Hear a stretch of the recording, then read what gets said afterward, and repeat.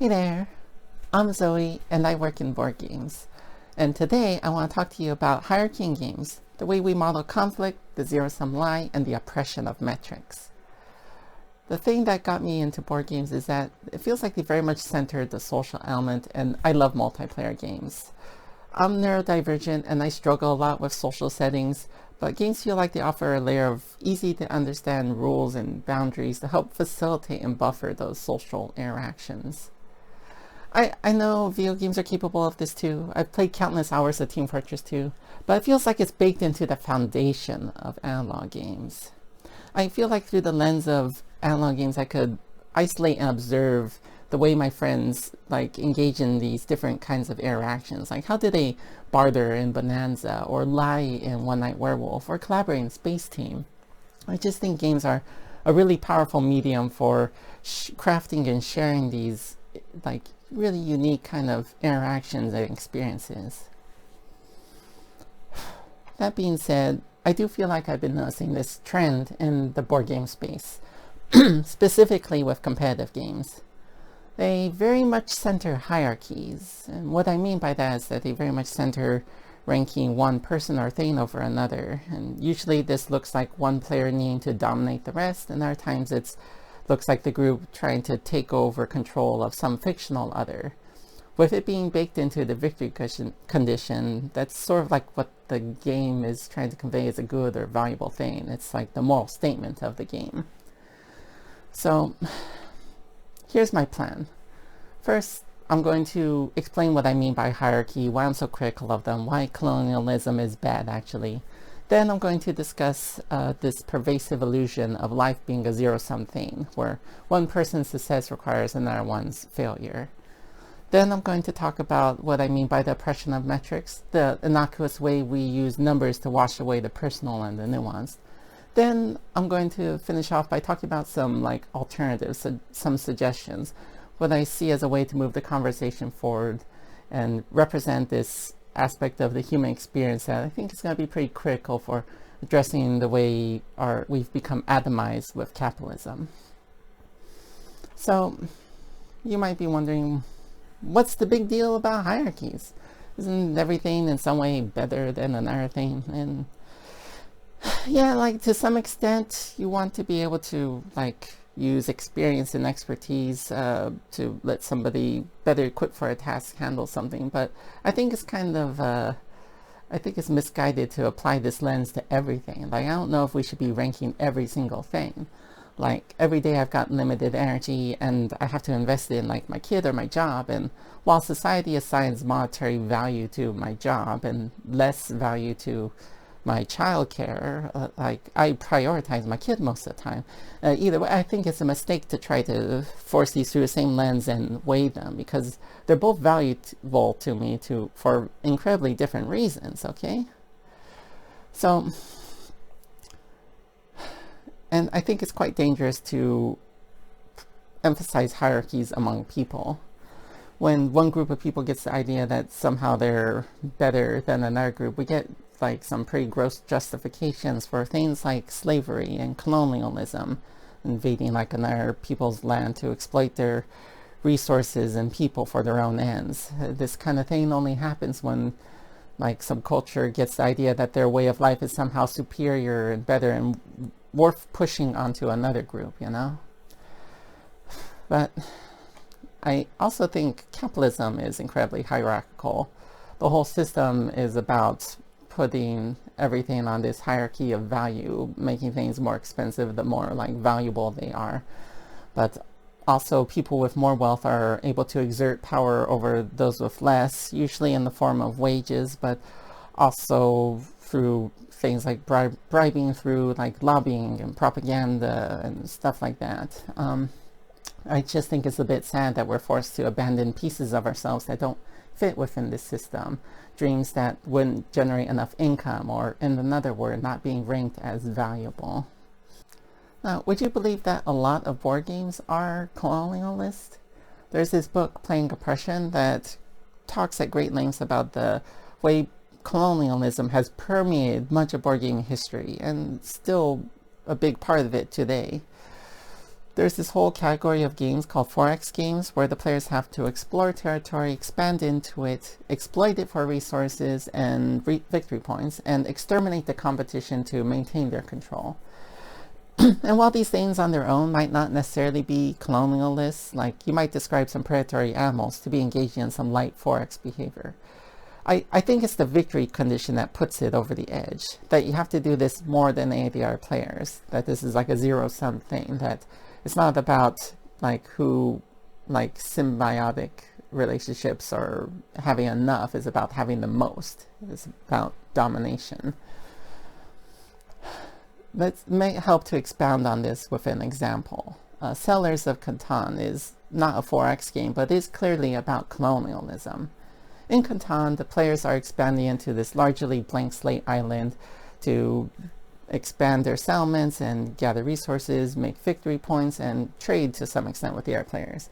And you might ask yourself, what's the big deal with this? We're just building a cozy little home for our settlers. We're not hurting nobody, or even collaborating to some extent. There's no harm, no foul.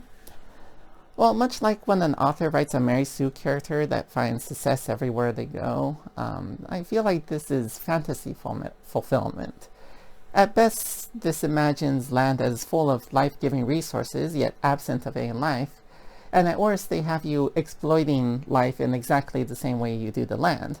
Like in Puerto Rico, where your workers are a resource that you assign to work on plantations.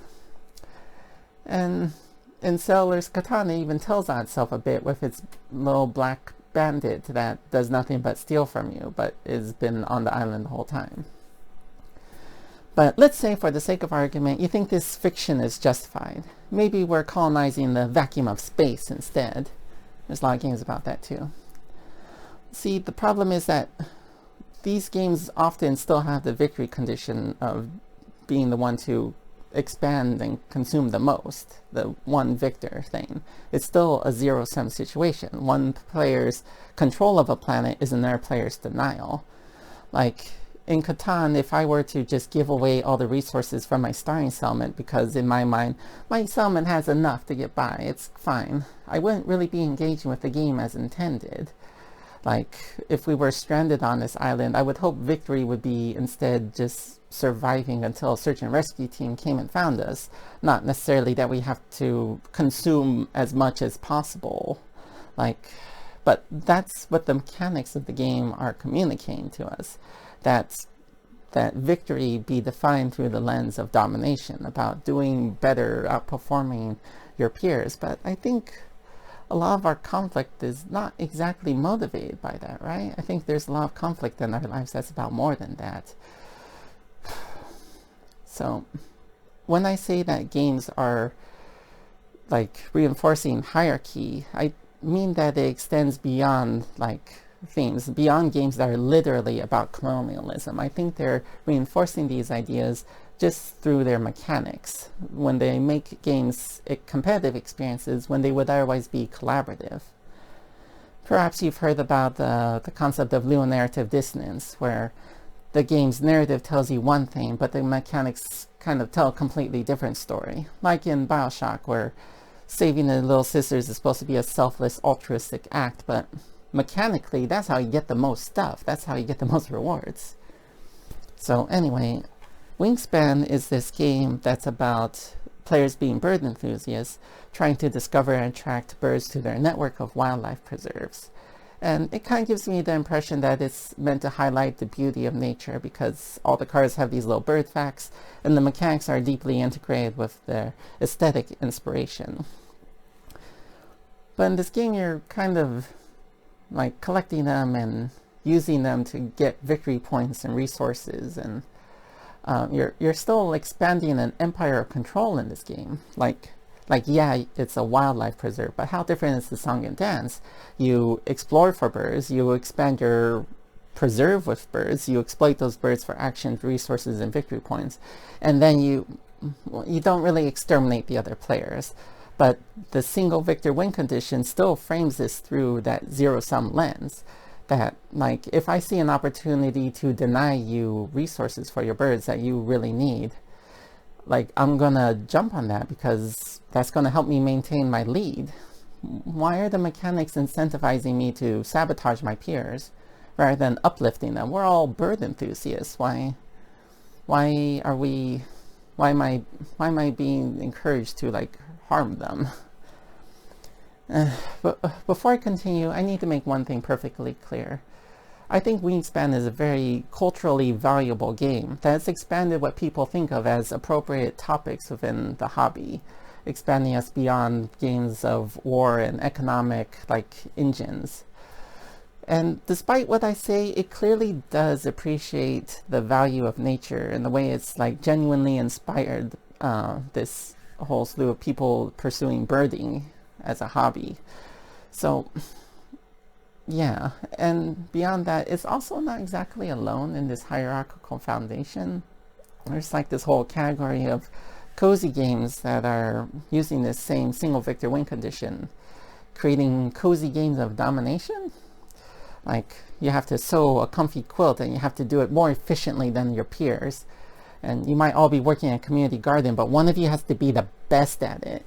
And don't get me wrong, I think these games are doing a good thing by exploring these topics outside of war and economic engines of endless expansion. But I think we could move these visions to the next step, get them to stop repeating the patterns of their oppressive counterparts. But like these cozy games of domination are kind of an obvious example, but I think there's a much more subtle way that games are reinforcing hierarchy through their mechanics. In much the same way that single victor win conditions reinforce imperial ideas of domination, I think ranked metrics reinforce capitalistic ideas of quantifiable value, that for everything we could squeeze it through the same lens and measure objectively and meaningfully measure its value. In the game Magic the Gathering, the players are trying to reduce their opponent's life point totals to 0. And through this lens, cards that facilitate more damage, like the Price of Progress card, are considered more valuable than cards that facilitate less damage, like this Ashnod's Coupon. A common implement in board games is the victory point, which is like a point that's assigned to the players when their character achieves something aligned with their goals. And one of my favorite board games, Root, makes great use of this. It has these factions with very divergent goals, from wanting to build industry, to starting a revolution, to wanting to become famous. And it abstracts a lot of that complexity by assigning factions victory points according to what actions each faction takes. And so through this, it makes the game a much more digestible experience. I find that with my designer brain, I'm often reducing actions in games down to their victory point potential. Like maybe this card would let me get 2 victory points, which is double the standard for one action. And this action would let me destroy another player's victory point, but that's not so good because everybody else is going to have an action and will have an opportunity to get more points. And this card will protect me, which is incredibly situational. Meanwhile, my kid is playing the cards with the cutest pictures that make her happy. What was the purpose of our play? The game's goal conveys to me that it's a game about being the best unicorn breeder in this lawless land, but if the goal of our play was to have fun, my kid's kind of doing a better job, even if she's not playing as intended. Have you ever felt yourself getting lost in the pursuit of points, or filling experience bars, or making numbers go up? Maybe you've heard about the Skinner box, where this guy managed to condition a pigeon into pressing buttons by randomly pacing out its rewards. And maybe you've heard about how these studies are referenced when talking about things like gambling and leveling in MMORPGs and productivity scores in Amazon warehouses. In the book Games Agency as Art, it describes this sort of loss of self in pursuit of clearly defined, measurable, gamified metrics as value capture when you are pursuing these points instead of your own personal values. So if you've ever been playing a game and felt yourself conflicted as to whether to take the ruthlessly optimal winning move and the silly, funny, expressive move that would definitely put you on the back foot, you've felt the alluring siren song of value capture. I kind of hinted at, but value capture is not just for games. We could see examples of this through much of our lives in the form of things like credit scores, grades, body mass index, Fitbit trackers, school rankings. There's this book, Engines of Anxiety, that goes into like incredible detail about the numerous negative consequences of a ranking system that was applied to law schools.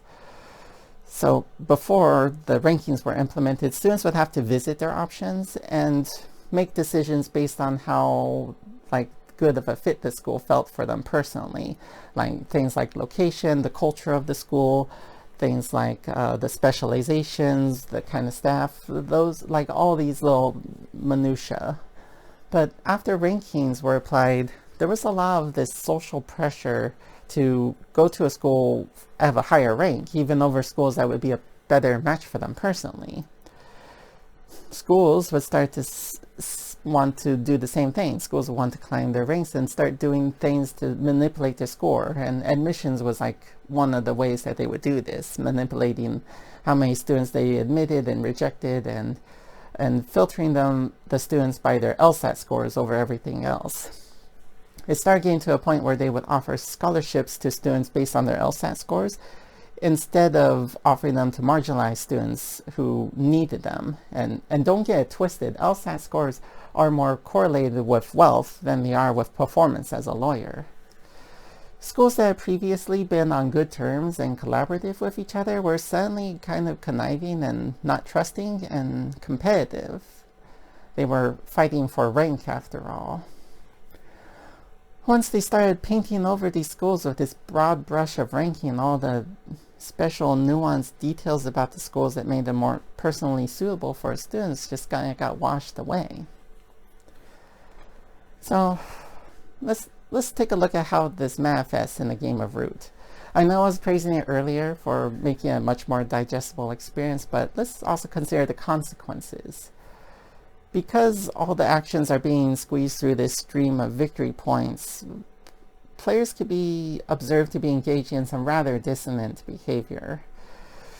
Whereas a player might have been playing extremely conservatively and safely, they might suddenly abandon all their defenses and adopt an unstable decree because they see an opportunity to get a few points and cross the finish line. Stay of the Woodlands doesn't really matter at 31 points after all. I often want to play the Vagabond like a pacifist, but the allure of getting several points for burning down an enemy sawmill is just really tempting. With the focus of the game beyond these victory points, players' motivations can be found to be pulled from what might be thematically congruent and interesting and aesthetically driving, and just towards getting points.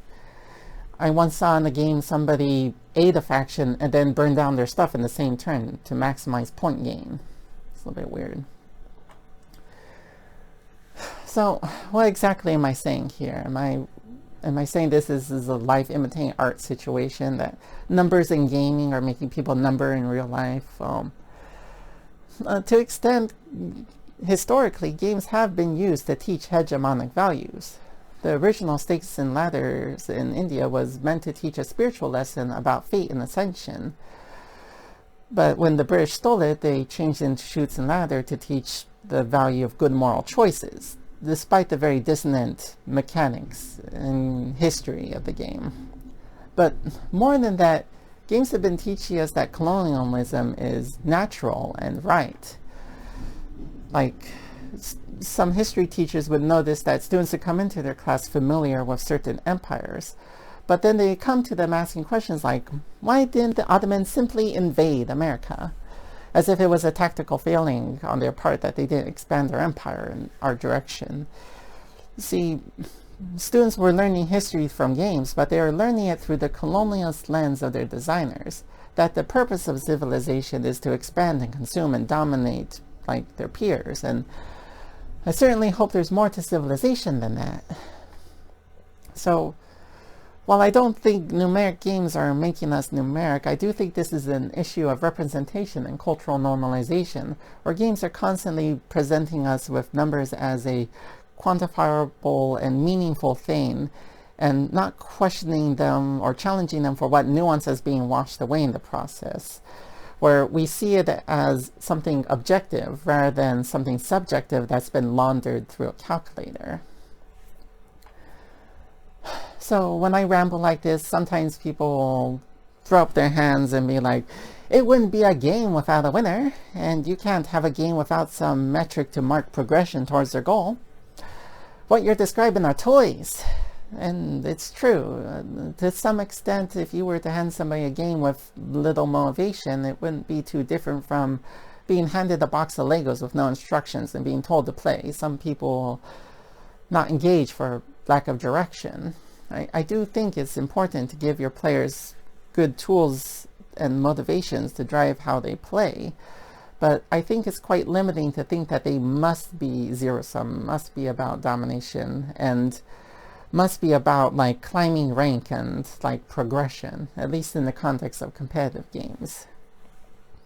I think we could provide like motivations that fall outside of this paradigm.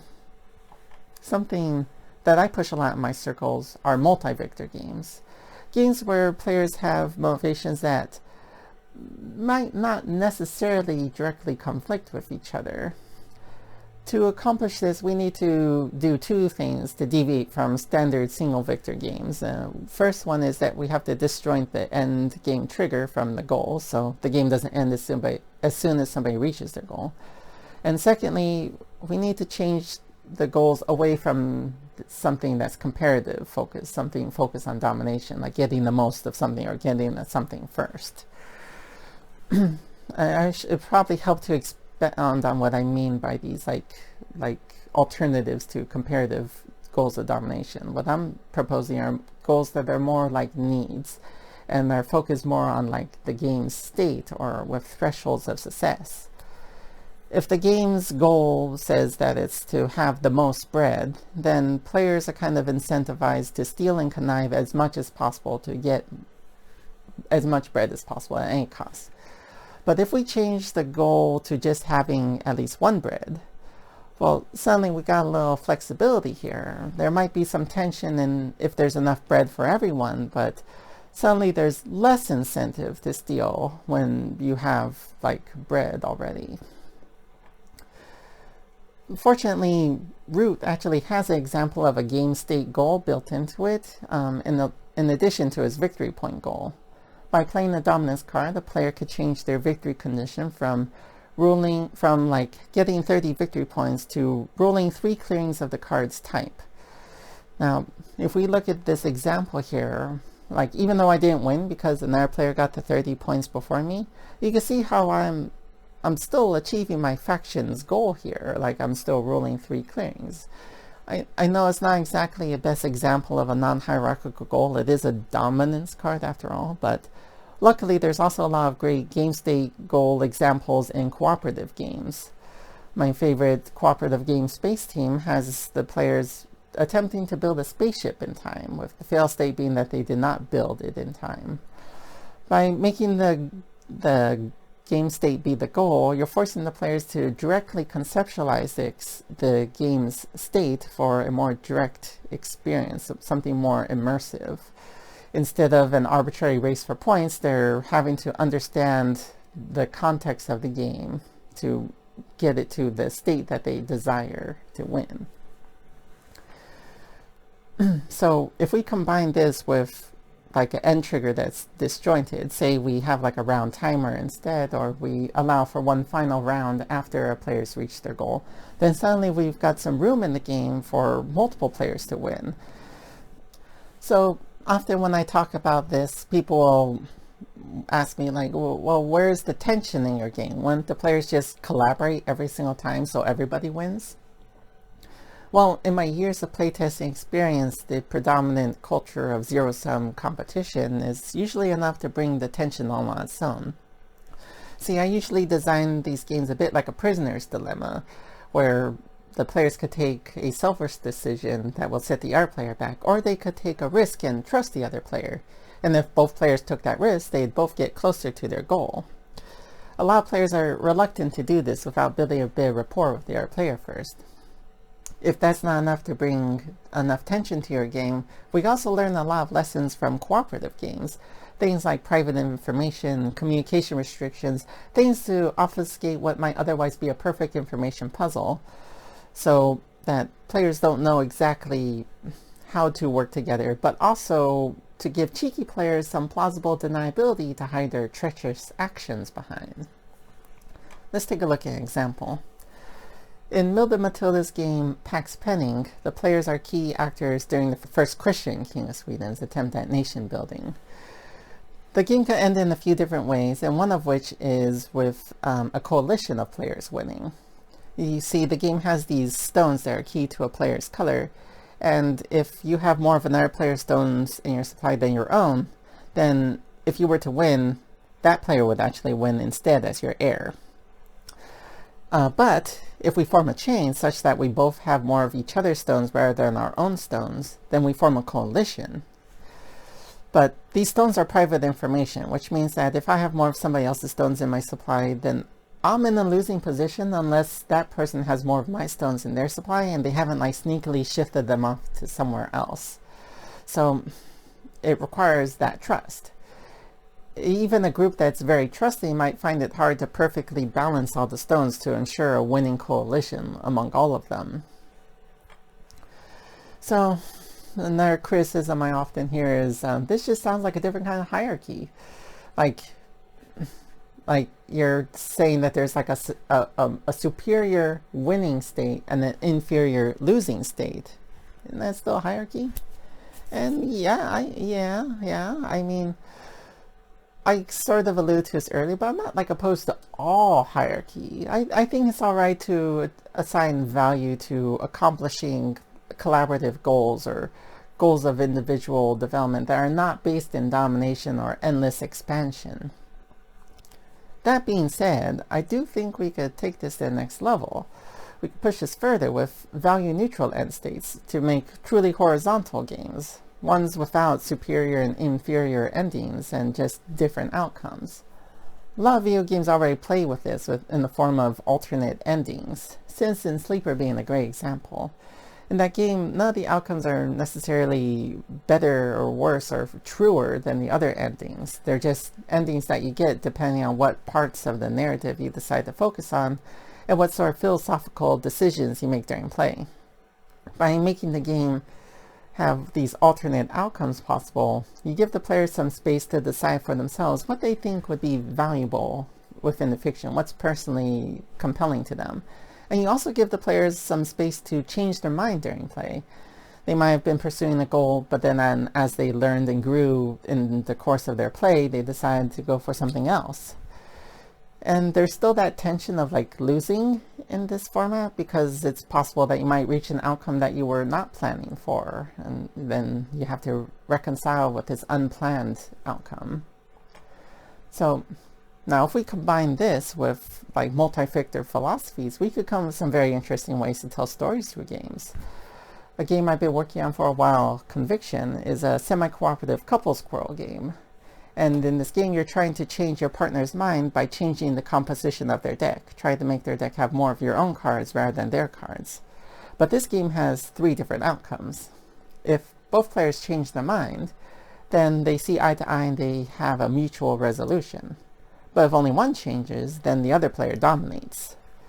If neither of them change, then they separate. It was important to me during the design of this game that none of them be called like a winning state or losing state, because while most people would look at separation as a losing state, if your partner is being toxic or stubborn, it might be a win state for you. The traditional goal of domination is actually still present in this game, but most of my playtesters saw it as a losing state, even if they were the one dominating. They didn't want to bully their partner to get their way. They wanted to meet eye to eye and have a mutual happy ending for both of them. So, in summary, unjust hierarchies perpetuate harmful oppressive systems, much like colonialism, which has permeated much of board gaming history. The broad use of single victor win conditions conveys this message of life being a zero-sum thing, and has resulted in these dissonant cozy games of domination. The over-reliance on ranked metrics tricks us into blindly chasing numbers as opposed to looking towards our own personal values. I propose multi-victor games that allow for conflict, but also some space for some collaboration that is not so dissonant. I also suggest need-based goals that are based on the game state rather than comparative goals of domination. I also suggest that we try doing more value-neutral end states so that players have an opportunity to decide for themselves what they see as valuable within the narrative. Hope this gives you some ideas to think about. I'd like to see more games that encourage people to think about what's valuable to them as opposed to training them to be a cog in a hierarchical box. More conflicts that are resolved through mutual aid as opposed to domination. Thank you.